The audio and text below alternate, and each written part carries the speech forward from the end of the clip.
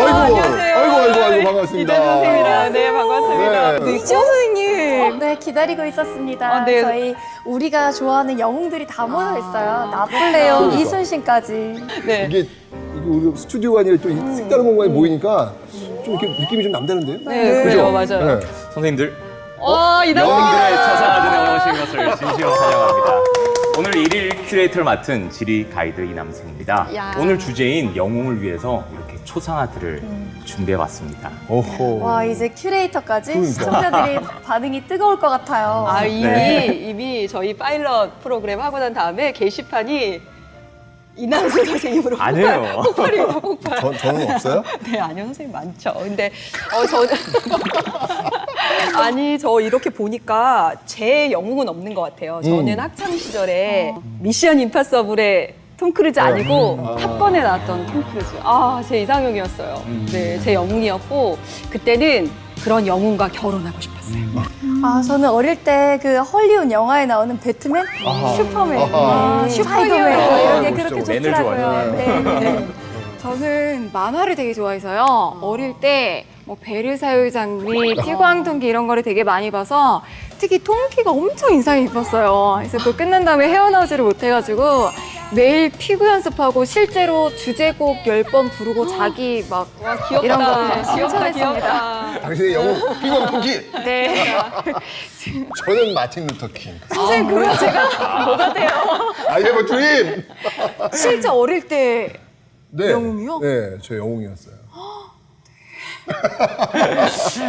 네, 이런 말이 있습니다. 네. 제 얘기를 조금 하자면요. 아들들은 아버지의 등을 보고 자란다. 멋있다. 네, 저도 이제 아버지의 등을 보고 뭐 많은 대화를 나누거나 시간 함께하지 못했지만 아버지 등을 보고 자라서 저한테 영웅은 아버지입니다. 멋있다. 그러니까 저희 때만 해도 좀 그랬어요. 선생님이랑 보면 저도 위인전 많이 읽고 헬렌 켈러 읽고 막 감명받고 그랬었거든요. 근데 요즘 애들은 좀 다른 것 같아요. 요즘 학생들에게는 연예인, 운동선수, 아이돌. 예, 그렇죠. 그런 사람들이 스타고 영웅이고 그런 것 같아요. 세상이 바뀐 거죠. 네, 네, 그러니까 뭐 네. 몇몇 사람에 의해서 세상이 바뀌어지는 그런 시대는 지났으니까 아마 그런 모습이 나타나는 게 아닌가라는 생각이 들어요. 네, 네. 근데 아까부터 진짜 궁금한 게 있어요. 저 뒤에 있는 저 실루엣은 누굴까요? 맞아요. 저도 엄청 궁금했어요. 오늘 우리가 얘기할 주인공? 네. 영웅? 영웅. 영웅. 근데 그 영웅이라는 단어가 네. 조금 낡은 단어 느낌이 좀 들잖아요. 그런가? 좀 우리 그 링크에서는 한번 좀 새로운 단어를 다시 한번 네. 부활을 한번 시켜보죠. 네, 네. 좋아요, 좋아요. 안 그래도 제가 세계사에서 한번 같이 생각을 해보고 싶었던 사람이 있는데요. 여러분들 기대하셔도 좋습니다. 누굴까요?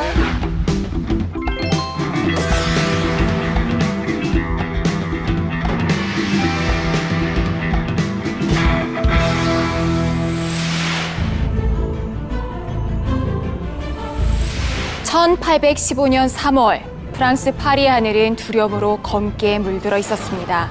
당시의 분위기를 한 신문 기사에서 확인해 볼 수가 있는데요.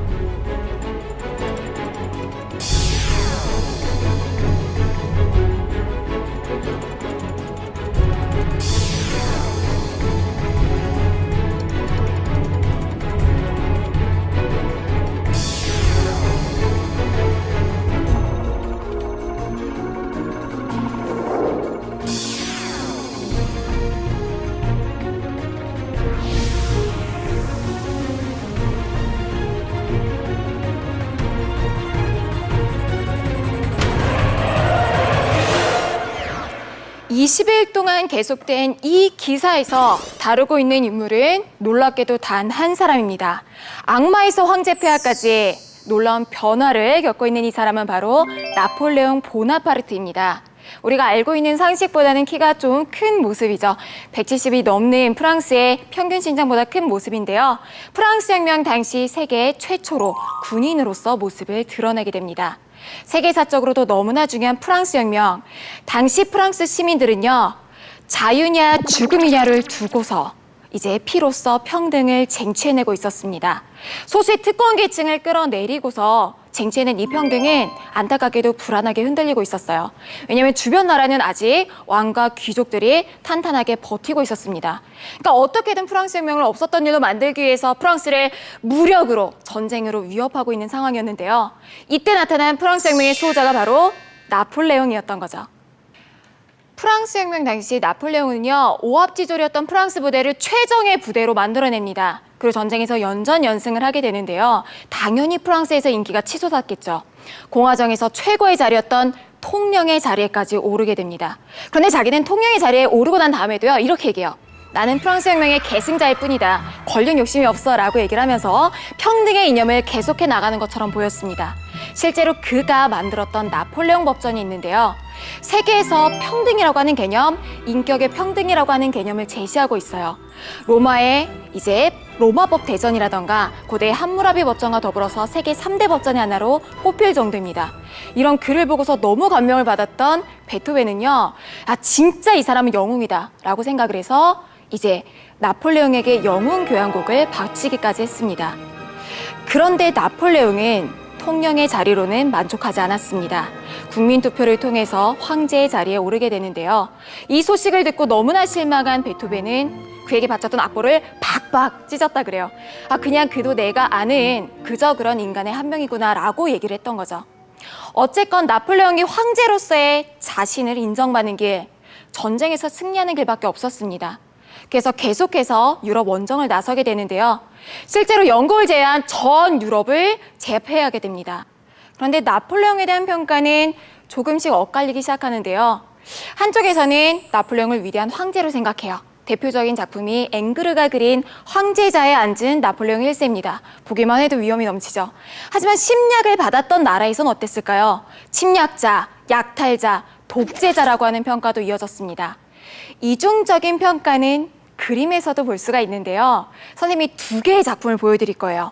자, 다비드가 그린 알프스를 넘는 나폴레옹의 모습, 이 위험 넘치는 모습 보이시나요? 알프스를 넘을 때 이렇게 붉은 망토를 딱 휘날리면서 백마를 타면서 넘었다 그래요. 얼굴도 굉장히 잘생겼죠. 그런데 실제로 알프스를 넘을 때 나폴레옹이 정말 이랬을까요?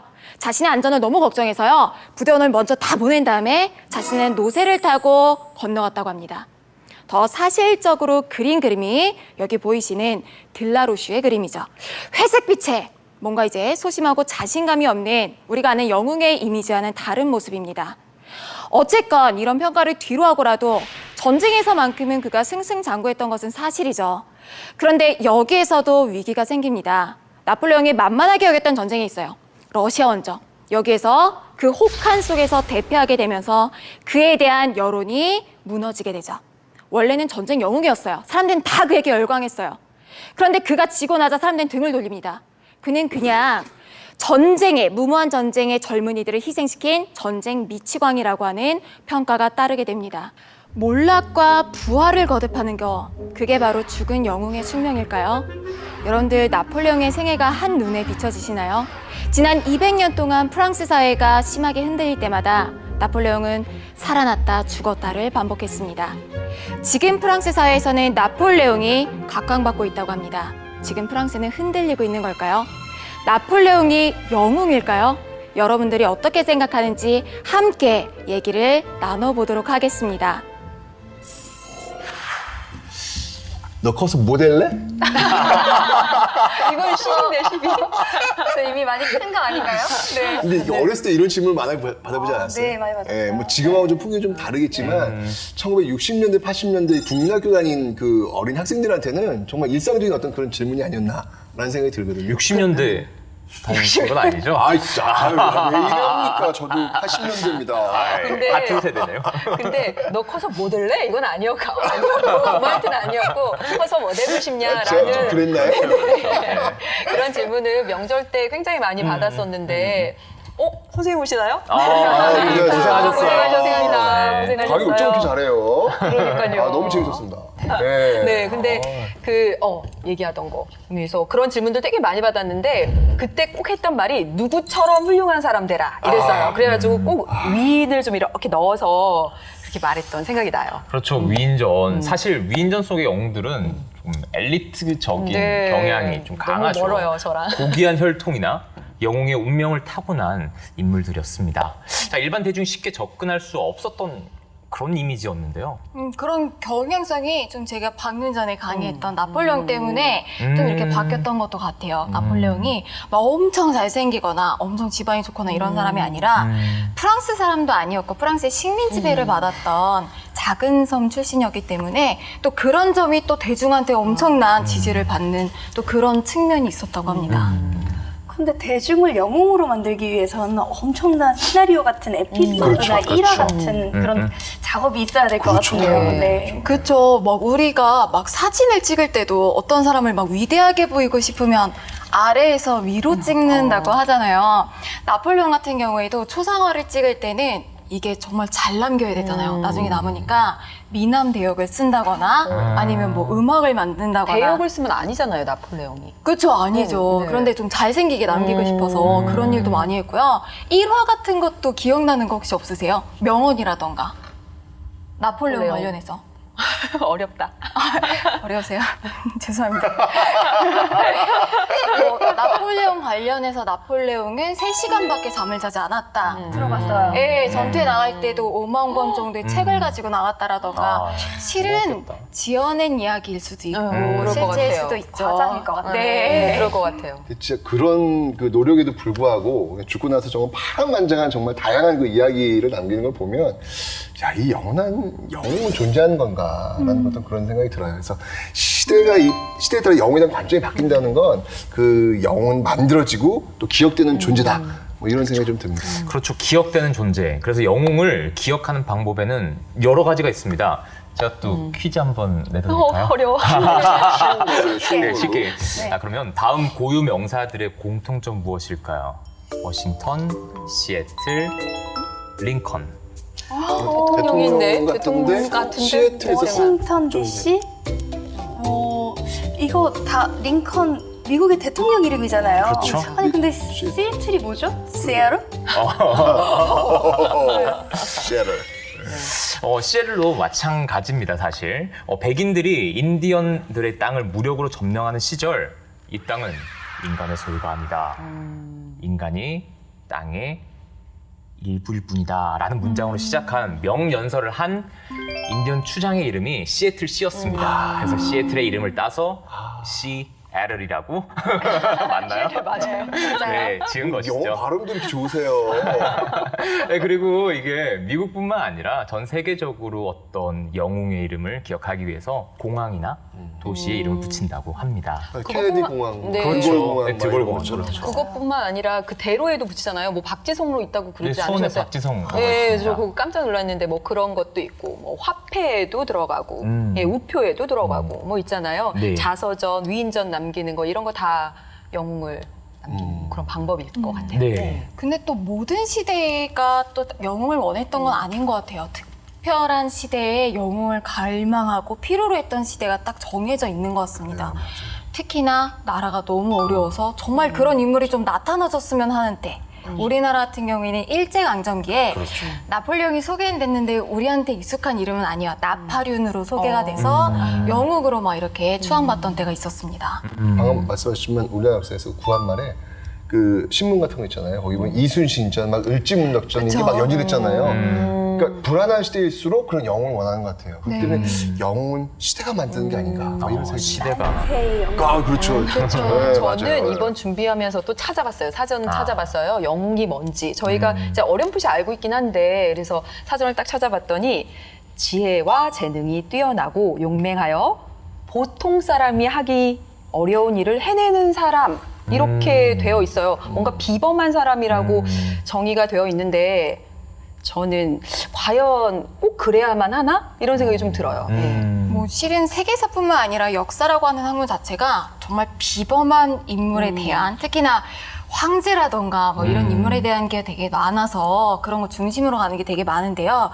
영웅 숭배론을 쓴 토마스 칼라일은 세계사는 영웅의 역사다라는 말까지 했다고 합니다. 뭐 한국사도 마찬가지죠. 뭐 이렇게 역사에서 그 영웅은 어떤 그 시대의 흐름을 조망해서 역사의 수레바퀴를 이렇게 전진시키는 그런 진보적 인물 이런 식으로 이제 생각이 드는데 뭐 세종대왕도 그랬고 정조도 그랬고 이제 그런데 그렇다면 역사가 말하는 그 기준에서 어긋나면 네. 영혼 아닐까? 뭐 이런 좀 의문이 좀 들더라고요. 그래서 제가 좀 그에 부합한 그런 인물을 한번 강의를 한번 준비해봤습니다. 네. 저도요, 좀 독특한 접근을 해봤어요. 사실 영웅이란 무엇인가라는 질문은 하나지만 대답은 여러 방식이잖아요. 그쵸. 저는 윤리를 가르치다 보니까 뭔가 영웅의 철학, 영웅의 리더십, 영웅이 가져야 될 철학이 무엇인가 이런 얘기를 좀 준비해왔어요. 아주 흥미진진한 얘기를 준비해왔습니다. 제가 한번 보여드릴까요? 기대됩니다. 파이팅! 네. 나와보죠. 네.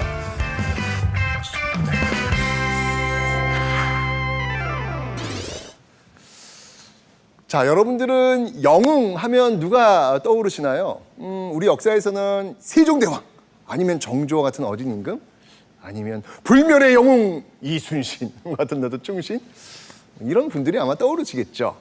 자, 그런데요, 제가 오늘 소개시켜드릴 이분은 어떨까요? 흥선대원군 시대로 한번 넘어가 보도록 하겠습니다.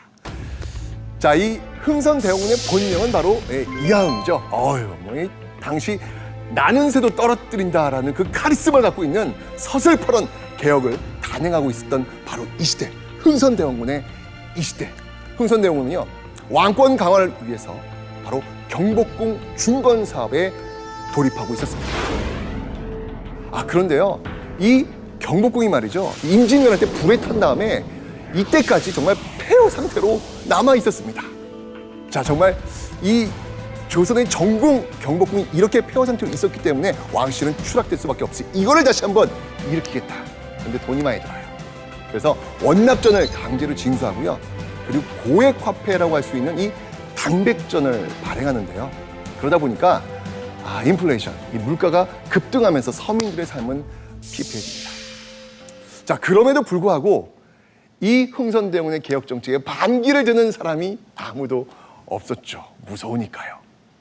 그런데 흥선대원군이 시행하고 있던 이 경복궁 중건 같은 토목사업 그만두라!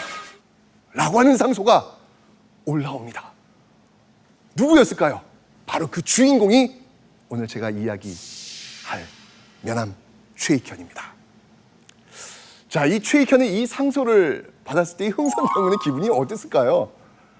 방자하고 방자도다! 라고 하면서 이 최익현을 파직시킬 것을 명하게 됩니다. 그로부터 5년 뒤 바로 이 최익현으로부터 더 메가톤급 같은 상소가 올라옵니다. 이 경복궁 중건을 그만두라는 이 상소는 비교도 할 수 없는 몇 배, 절배, 천배 되는 엄청난 상소. 그 상소의 내용은 이렇습니다. 흥선대원군에게는 지위를 높이고 녹봉을 많이 주되 중용과 노노의 교훈을 따라 국정에 관여하지 말게 해야 합니다. 와, 이건 어떤 내용인가요? 흥선대원군 그만두라는 내용입니다. 나는 새도 떨어뜨리는 권력을 갖고 있다는 이 흥선대원군을 그만두라! 라고 하는 이 메가톤급의 상소, 이 결과는 어찌 되었을까요? 이것이 이제 계윤에 올라왔다고 해서 계유상소라고 하는데요. 이 계유상소를 계기로 해서 1873년 살아있는 권력, 흥선대원군의 권력은 해체가 됩니다. 이제 고종의 친정이 시작되는 것이죠. 자, 이 고종의 친정에 정말 1등 공신 역할을 했던 이 최익현. 자, 그 최익현의 삶은 과연 그 이후 어땠을 것 같습니까? 무난했을까요? 무난하다고 생각하시면 그건 여러분의 생각이 굉장히 짧으신 겁니다. 그로부터 흥선대원군이 물러난 3년 뒤 도끼를 들고 말이죠, 이 명함 최익현이 광화문에 홀로 나타나게 됩니다. 자, 왜 도끼를 들고 최익현은 이런 상소를 올리게 된 것일까요? 자, 그 해가 바로 1876년도였습니다. 자, 이해는 바로 이 조선과 일본이 조일소 조교, 즉 강화도 조약을 체결하는 그런 해였죠. 최익현은 분명히 얘기했습니다. 이 강화도 조약이 체결되면 우리의 경제도 어려워질 뿐만 아니라 우리의 정신적 가치도 잃어버릴 것이다 라고 하면서 반발하는, 저항하는 그런 상소를 올리게 된 것입니다. 저는 여기서 이 면함 최익현의 모습, 진정한 모습을 볼 수 있지 않을까라는 어떤 그런 생각이 듭니다. 자, 이 면함 최익현, 분명히 고종 정부를 탄생시키는데 1등 공신을 했던 그런 인물 아닙니까? 자, 그런데 그 고종 정부를 향해서 아닌 건 아니라고 분명히 이야기하고 있는 이 모습, 정부 바뀌었다고 해가지고 자신의 입장이 왔다 갔다 하는 그런 모습이 아니라 아닌 건 아니다 라고 하는 바로 이 모습이야말로 정말 진정한 보수주의자의 모습은 아닐까라고 하는 모습을 한번 생각해 봤습니다. 자, 여기서 끝난 게 아니었죠. 1905년 대한제국의 외교권이 박탈되는 그 가슴 아픈 그 역사의 현장 앞에 이번에는 최익현이요, 상소가 아닌 무기를 들고 일어나게 됩니다. 바로 을사의병의 선봉에 서게 되는 것이죠.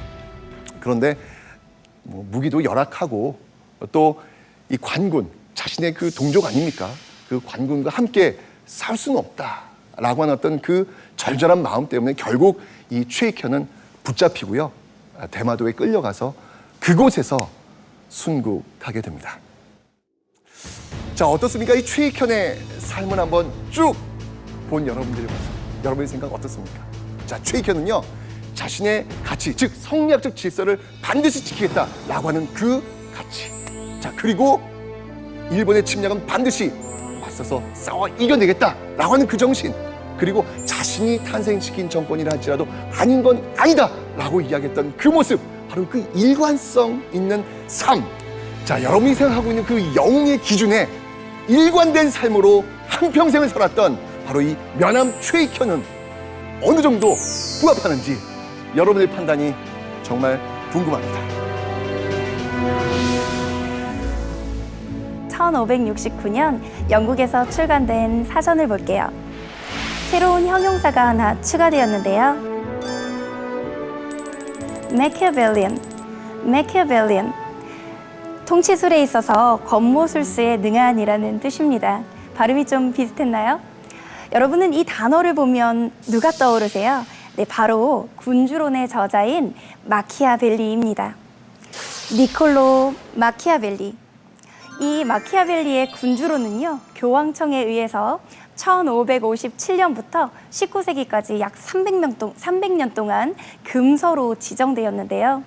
바로 권모술수, 속임수, 기만의 정치의 참고서라는 이유로 이 책이 금서로 지정된 것이죠. 마키아벨리는 어려서부터 로마사나 또는 플루타르크 영웅전 등을 즐겨 읽었대요.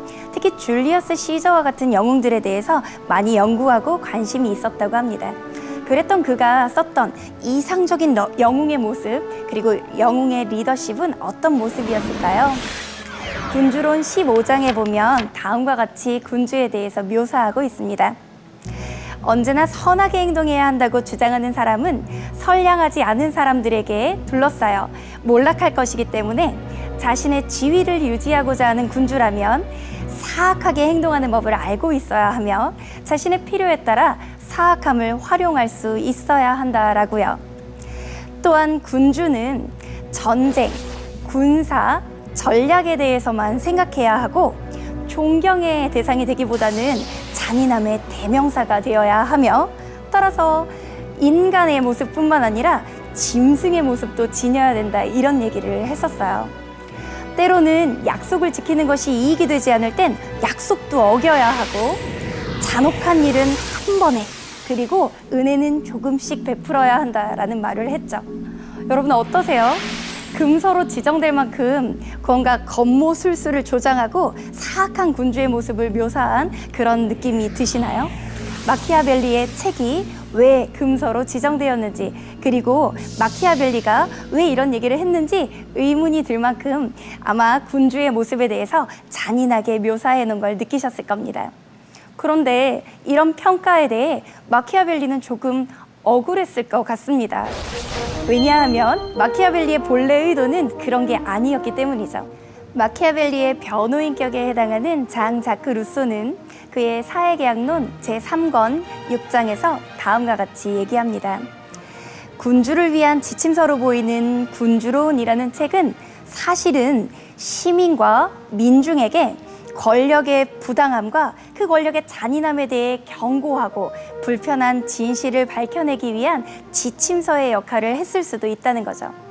상위 단 1%만을 위한 지침서로 보이는 이 영웅들에 대한 또는 위인의 모습에 대한 군주론이 실제로는 99%의 민중들에게 부당한 권력에 함부로 휘둘리지 않는 방법과 그리고 잔혹한 현실에 대해서 가르쳐주기 위한 교훈서의 역할을 했다는 것을요. 지금까지도 많은 사람들이 군주론이라는 책을 읽고 있습니다.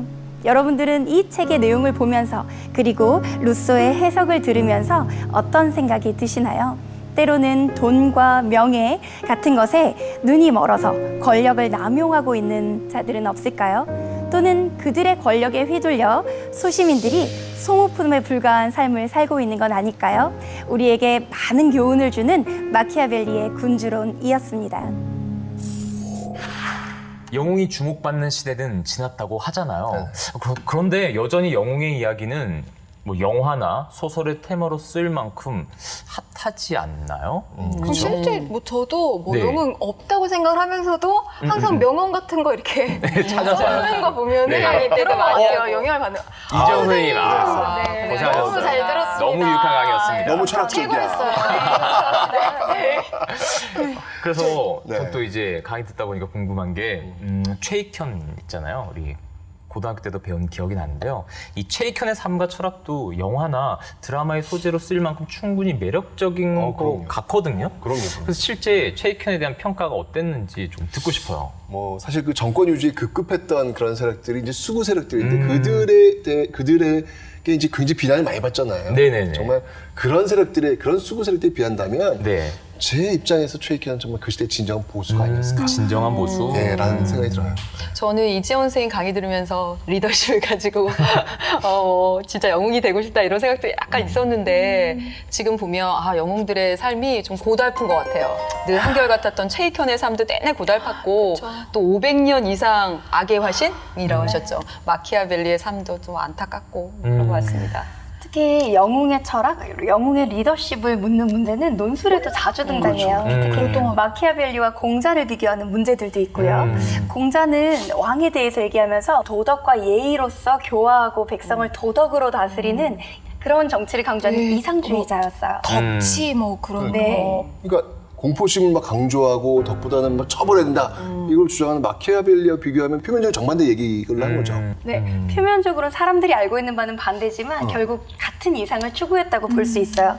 이를테면 둘 다 정당하지 못한 권력 행사에 대해서 그렇죠. 고민을 했고 또 리더십에 대해서 철학을 얘기했다는 점에서 안타깝게도 두 사람 모두 그들의 이상이 이렇게 실현되지 못했다는 공통점이 그리고 어떻게 보면 공자도 그 시대 이후에 훨씬 더 막 이렇게 각광을 받았던 것 그렇죠. 같아요. 글쎄는 실패한 정치인이었어요. 그쵸. 네. 정치인. 이정 선생님 강의 들으면서 진짜 저도 모르게 그냥 정말 유명한 인물을 따라서 그냥 흐름을 따라서 공부를 했는데 진짜 그런 부분에 좀 반성을 하게 되고 정말 내가 몰랐던 그런 작은 역사, 작은 영웅들에 대해서 좀 생각을 해보게 되는 것 같아요. 네, 맞아요. 그래서 최익현, 마키아벨리, 뭐 공자 이런 영웅들 얘기 들으니까 제가 선생님들한테 질문하고 싶은 게 생겼어요.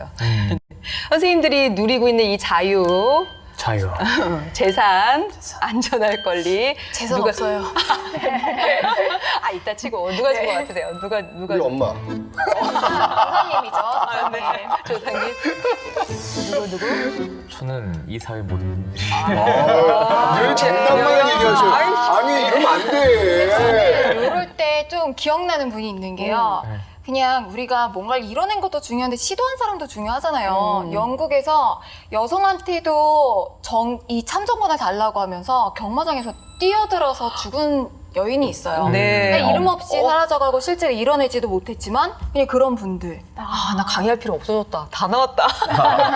또 하나 질문 있어요. 네. 또 하나 뭐 있냐면 산업혁명 시기에는 뭐 14시간, 16시간씩 일했잖아요. 그런데 지금은 법정 근로시간 8시간이 된 그렇죠. 그 배경. 누가? 누가 누가? 있을까?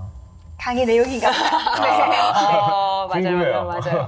선생님들이 기억하지 못한, 사실은 기억하고 있지만 모른 척 해주시는 그분들 이야기를 제가 지금 하러 가겠습니다. 의자 빼주나요? 혼자 가시나요? 네, 의자 네, 빼줘요? 알겠습니다.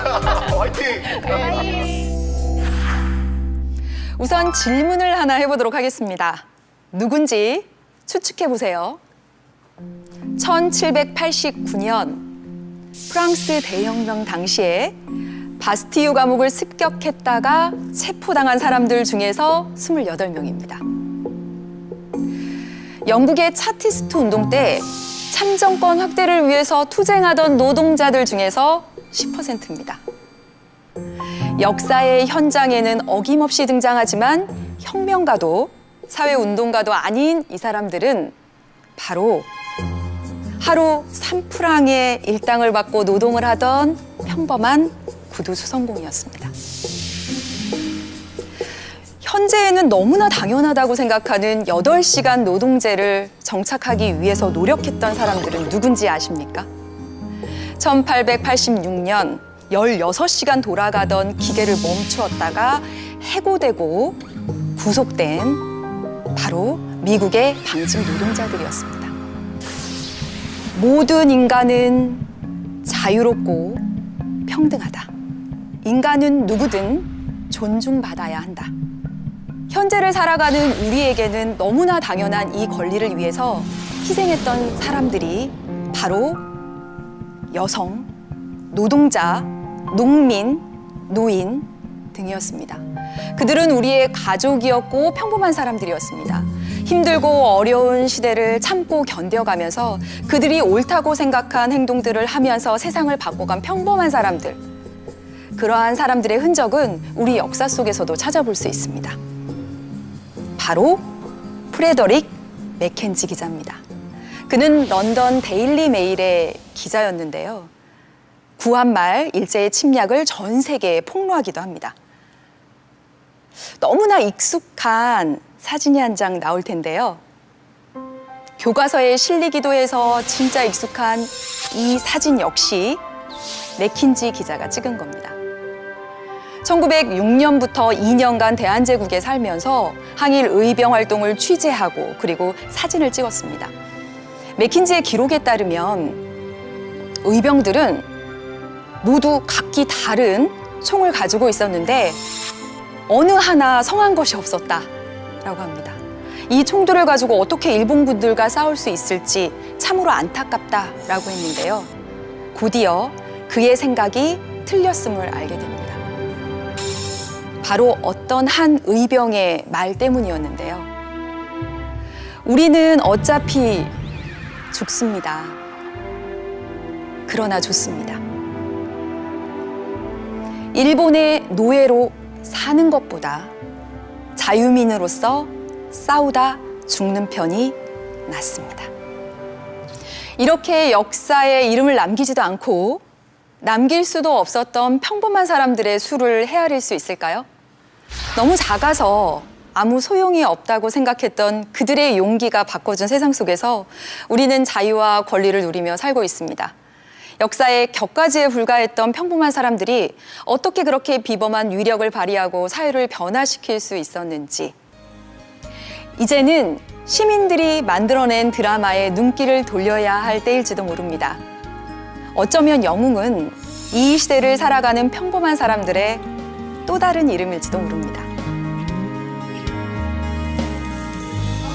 아유, 고생하셨어요. 고생하셨습니다. 진짜 애쓰셨습니다. 근데 지금 봄선생 강의 들어보니까 특별한 일을 해낸 사람들은 의외로 특별하지 않은 사람들이에요. 그럼요. 우리 보통 사람들. 네. 저도 좀 이와 비슷한 얘기를 알고 있는데요. 이 미국의 이노센트 프로젝트라고 있습니다. 억울하게 누명을 써서 유죄 또는 사형 판결을 받은 사람들의 무죄를 입증해서 감옥에서 풀려나게 돕는 프로젝트인데요. 1992년부터 지금까지 약 311명이 석방되었는데 이 311명이 구형받은 형기를 합하면 총 3,160년이고요. 평균 13년을 감옥에서 보내다가 결백을 입증받았다고 합니다. 영화로도 나왔어요. 저는 진짜 네. 실제로도 범죄 사건 이런 거에 관심이 굉장히 많거든요. 그래서 미해결 사건 이런 거에 관심이 정말 많은데 정말 국가의 공권력으로도 해결 못하는 이런 거를 해낸 훌륭한 이런 사람들이 누구였나요? 그러니까 이 무죄를 입증해 석방을 도운 사람들이 보통은 이제 뭐 인권 변호사라든지 뭐 단체가 아니라 대학생들이었습니다. 대단하죠. 대학생들이었어요. 되게 대단하기도 하고 약간 창피하기도 하네요. 어른들이. 네.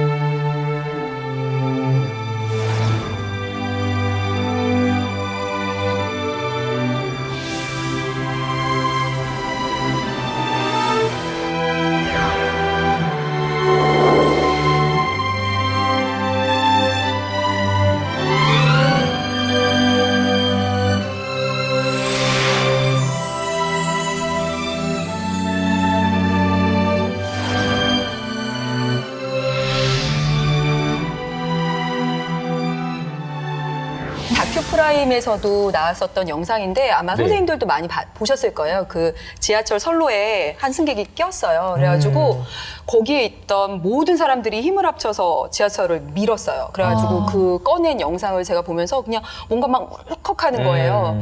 어쩌면 이런 기적 같은 것들은 평범한 사람들이 만들어내는 것 같고 오히려 평범한 사람들이 만들어내는 이 기적에서 더 울림, 떨림 이런 것들이 더 있는 것 울림, 같고 그래요. 그렇습니다. 맞아. 세상을 바꾼 건 영웅이 아니라 흔해 빠진 사람들이다. 에릭 홉스봄이 이런 얘기를 했대요. 흔해 빠진 사람들이다. 저는 이렇게 외국 이름 나오면 되게 흠칫흠칫하게 되더라고요. 네. 정치학자. 구두 수성공 또는 주부나 군인들 같은 사람들이 정말 우리 사회를 바꿔나가는데 중요한 기여를 했던 역사적 순간들이 많았던 것 같아요. 그런데 이렇게 역사에서도 보면은 위로부터의 역사라고 해서 황제나 그러니까 이런 정치가들의 역사도 있지만 아래로부터의 역사를 얘기를 하긴 하는데 안타까운 점이 자료가 그렇게 많지가 않아요. 맞아요. 그래서 그런 부분이 조금 안타깝고 영웅 중심의 역사를 벗어난 게 정말 최근에 얼마 안 된 그런 역사라고 하는 부분이 있습니다. 맞아요. 그러니까 이 세상의 수많은 영웅들을 영웅으로 만드는 자질은 무엇일까? 근데 이 질문에 대한 답을 좀 찾으려면 영웅이란 누구인가라는 질문 대신에 누가 영웅이 되는가? 네. 너무 심오한 것 같아요. 그러니까 이 질문이 좀 필요할 것 같아요. 그래서 세상을 바꾸는 것은 저희가 아까 던진 질문에서 제가 던졌던 질문이기도 하지만 영웅 한 사람이 아니라 또는 의회 또는 행정부 권력이 아니라 부당한 권력에 대해서 싸우는 멋있다 시민 한 사람 한 사람의 시민이 아닐까 그래요. 이런 생각을 해봅니다. 맞아요. 네, 평범한 사람들의 이 영웅들의 이야기 속에서 그 사람 자체보다는 그들의 성향을 보게 되었습니다. 평범한 사람들이 묵묵히 자기 자리에서 노력해서 조금씩 세상을 바꿀 수 있었던 그 원동력. 저는 그 원동력에 대해서 조금 이야기를 해볼까 합니다. 여기서 빼드릴까요? 예, 감사합니다. 자, 다녀오세요. 원동력 네. 화이팅! 화이팅! 아, 이제 궁금해지네요, 진짜. 네. 원동력이 뭔지에 대해서는 진짜. 어떻게 지리에서 영웅을 그러니까요. 볼까요? 굉장히 어려운 주제일 것 같은데. 네. 여기 정체불명의 그림이 한 장 있습니다. 직선과 곡선 그리고 작은 점들로 이뤄진 이 수수께끼 같은 그림은 과연 무엇일까요? 그리고 각 부분들은 어떤 의미를 가지고 있을까요? 작은 점들은 경작지를 의미합니다. 과일이나 올리브를 심은 곳이죠. 그리고 이 경작지를 가로지르는 직선과 곡선은 작은 길과 관계수로 농사를 짓기 위해 물을 끌어온 물길을 의미합니다. 그리고 경작지 주변에는 가축과 마을도 보이는군요. 네, 이것은 바로 지도입니다. 지금으로부터 1500년, 기원전 1500년경 만들어진 베돌리나 암각화입니다. 돌을 파서 지도를 그린 것이죠. 이렇게 인류는 아주 오래전부터 지도를 그리기 시작했습니다. 끊임없이 안전한 곳을 향해서 그리고 먹을 것을 향해서 이동해야 했고 그 지역에 대한 지리 정보를 많은 사람들과 공유해야 했기 때문입니다. 하지만 근대 과학이 발달하기 전까지는 지도 제작이 상당히 힘들었습니다. 특히나 가보지 않은 먼 지역의 지리 정보를 수집하기가 힘들었던 것이죠. 그래서 먼 곳을 다니는 여행가나 상인들에게서 그리고 전쟁에서 끝나고 돌아온 군인들에게서 그 지역에 대한 정보를 수집했습니다. 자, 이런 정보를 집대성에서 만든 최초의 지도가 그 유명한 여러분도 잘 아는 프톨레마이오스의 세계 지도입니다.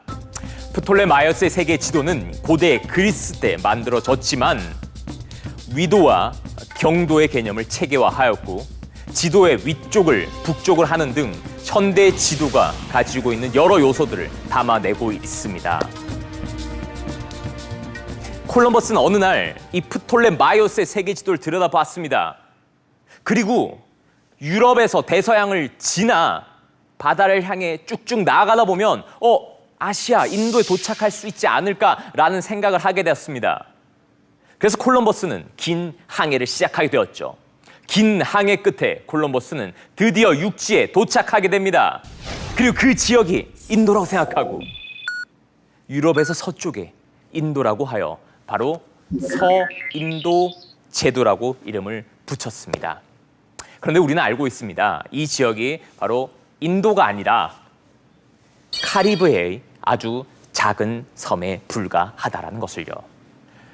하지만 콜럼버스의 진가는 대항해 시대를 열었다는 것에 있습니다. 콜럼버스 이후 수많은 모험가들이 새로운 땅, 미지의 땅을 향해 탐험을 시작하였습니다. 그리고 그 상상 속의 미지의 땅에 대한 지리 정보를 지도에 정확하게 표현하는 데 노력을 했었던 것이죠. 자, 그리고 우리는 조금 특이한 지도를 또 발견할 수 있습니다. 이 지도는 중세 유럽의 TO 지도라고 하는데요. 알파벳 T와 알파벳 O를 합한 모양입니다. 이 TO 지도는 기독교적 세계관이 반영되어 있습니다. 예루살렘이 지도의 그 한 가운데 있고요. 성경 구절에 따라 노아의 세 아들이었던 나눠 가진 아시아와 유럽과 아프리카가 나눠져 있습니다. 자, 그리고 이 지도는 알-이드리시의 지도라고 합니다. 이슬람교적인 세계관이 잘 반영되어 있습니다. 이슬람교의 성지인 메카가 그 가운데 있고요. 지도의 위쪽이 북쪽이 아니라 남쪽이라는데 그 특징이 있습니다. 자, 이렇게 지도는 제작자의 인식에 따라서 지도에서 표현한 내용이나 그 표현 방식이 달라지게 되었습니다. 그런데 말이죠. 인류는 점차 하나를 깨닫게 됩니다. 바로 완벽한 지도를 만들기는 힘들다는 것을요. 우주에서 바라본 지구는 귤입니다. 귤처럼 둥글둥글게 생겼죠. 자, 그럼 생각해 보십시오. 귤을 책상에 평평하게 펼쳐 놓을 수 있을까요? 아마 그 과정에서 면적이 축소되거나 모양이 왜곡될 것입니다. 자, 인류는 완벽한 지도를 만들기 위해서 다양한 노력들을 하였습니다. 지도를 쪼개어서 형태를 달리하기도 하였고요. 방위각에 치중해서 그리고 면적을 중심으로 지도를 그리기도 하였습니다. 하지만 완벽한 지도를 그려내지는 못했죠. 수만 년 역사 동안 인류가 그려온 지도. 처음에는 작고 단순했던 지도의 빈자리를 인류의 꿈과 욕망 그리고 인식으로 채워나갔습니다. 그 인식이란 스스로 불완전하다라는 것을 알고 이를 극복하기 위해 노력한 것이죠.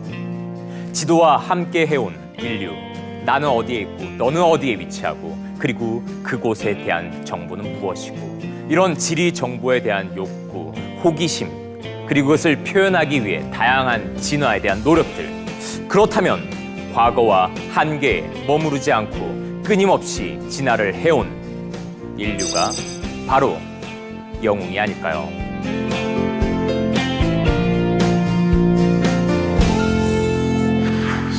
그동안 우리가 배웠던 그 영웅과 좀 결이 좀 다르지만 불완전을 인식하고 어떤 그 오류 뭐 이런 것들 끊임없이 개선해서 나아가는 어떤 인류와 영웅이다 네. 라고 하는 생각 좀 굉장히 매력적인데요? 네, 멋있어요. 그러니까요. 감사합니다. 그렇게 봐주셔서. 강의 정말 좋았어요. 네, 감사합니다. 인류는 탄생한 이래 위험으로부터 살아남기 위해서 고군분투해 왔습니다. 불가능한 꿈을 꾸고 그 꿈을 실현해 왔으며 운명과 싸우며 새로운 미래를 개척해 왔죠. 우리는 수없이 많은 영웅들을 알고 있는데요. 그 영웅들은 결국 인류라는 우리 모두의 이야기가 아닌가 생각이 듭니다. 네, 멋있었어요. 그래요. 오늘 그 링크에서 이제 여러 그 영웅들에 대한 추상들을 이렇게 봤는데 네. 그러면 처음에 이렇게 무심코 지나갔던 그 문장이 있거든요. 시대가 영웅을 낳는다 라는 말이 다시 떠올랐어요. 그러니까 그 시대를 살아가는 사람들의 어떤 관심사와 가치관이 영웅을 만든다 뭐 이런 말이잖아요. 네. 그렇네요. 그러니까 관심사와 가치관이 정말 숭배 대상이었던 맞아요. 나폴레옹을 전쟁광으로 끌어내리기도 했잖아요. 그러니까 최익현처럼 그 역사 속에 파묻혀져 있던 그런 인물들 그런 인물을 발굴하는 것도 관심사와 그 가치관이 아닐까 이런 생각이 드네요. 500년 전 권모술수의 대명사였던 마키아벨리에 마키아벨리. 이제는 한 청렴한 공직자의 이미지도 추가가 되었어요. 어찌 보면 영웅의 이미지가 만들어지고 거기에 덧칠이 돼가는 그 과정도 그 가치관의 반영이라고 저는 맞아요. 생각을 합니다. 네. 언제부터인가 정 평범한 사람들에게 영웅이라고 칭호를 이렇게 붙일 수 있게 됐잖아요. 이처럼 영웅에 대한 초상이 변화한 것이 우리 시대의 자화상이 변화된 증거가 아닐까 이런 생각도 해봐요. 네, 현대를 살아가는 우리는 누구를 영웅으로 발굴했는가, 또 누구를 영웅에서 끌어내렸는가, 또 현재 영웅으로 존경받는 영웅이 있다면 과연 의심의 여지 없이 영웅이라 불러도 되는가? 스스로에게 끊임없이 이런 질문들 던지면서 우리 사회를 되돌아볼 필요가 있는 것 같아요. 네, 맞습니다. 시청자분들 의견이 정말 궁금합니다. 여러분들 의견 너무너무 궁금하니까요. 링크 게시판에 같이 영웅에 대해 의미에 대해서 남겨주시면 같이 의미를 만들어갔으면 좋겠습니다. 선생님의 이름이 영웅이라고 올라올지도 모르겠다. 네. 그죠? 행복하겠다. 네, 영웅이랑 이름 부담스럽지만 또 들리면 기분 좋을 것 같기도 합니다. 네, 융합형 지식 탐험 링크 어떻게 보셨는지 정말 궁금한데요. 다음 주에는 어떤 선생님들이 어떤 주제를 가지고 지식 탐험을 떠날지 기대해 주시기 바랍니다. 링크는 제가 드립니다. 수고하셨습니다.